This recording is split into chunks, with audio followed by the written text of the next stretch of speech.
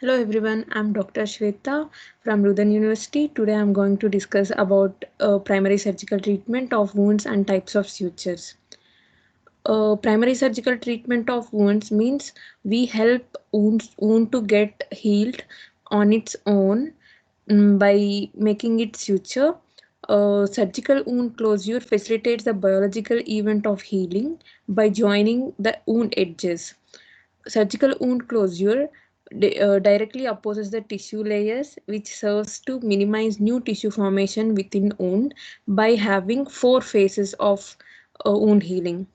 As we already know, wound healing is done by hemostasis, inflammatory phase, proliferative phase, and maturation phase, as we see here. And we just enhance these mechanism by suturing. That means we are going to join, like make the two edges of the wound to make sure that they can enhance each other to grow again and become as a scar like this. So it's like in the primary intention method, surgical wound closure facilitates the biological event of healing by joining the wound edges.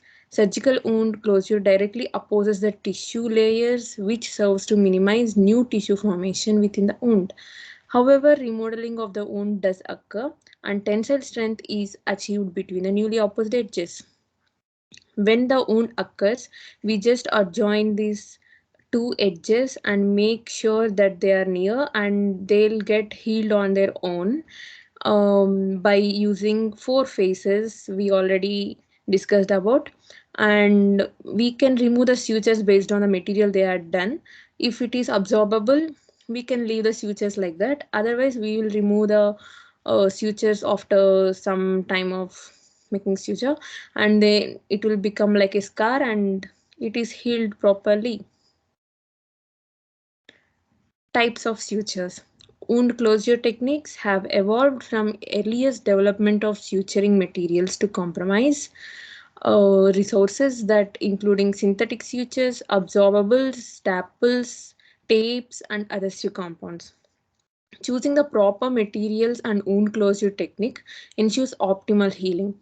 The time of healing and the healing quality is based on the material we used while suturing. We can classify the sutures into two major types. They are based on techniques, and other one is based on material it is made of. Firstly, talking about based on technique classification, simple interrupted suture, continuous suture, running locked suture, horizontal and vertical matter suture, running subcuticular suture.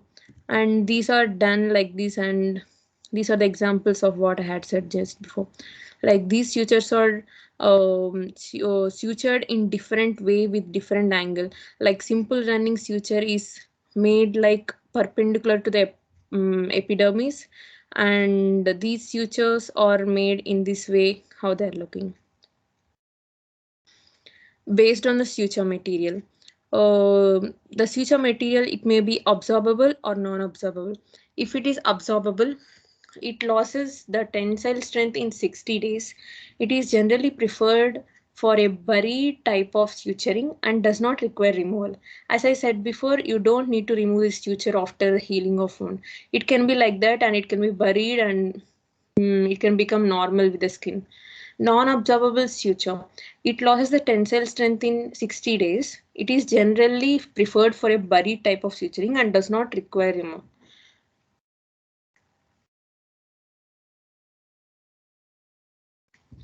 Suture classification: absorbable, non-absorbable. As I said before, both the absorbable and non-absorbable sutures have synthetic and natural types based on them classification. Thank you.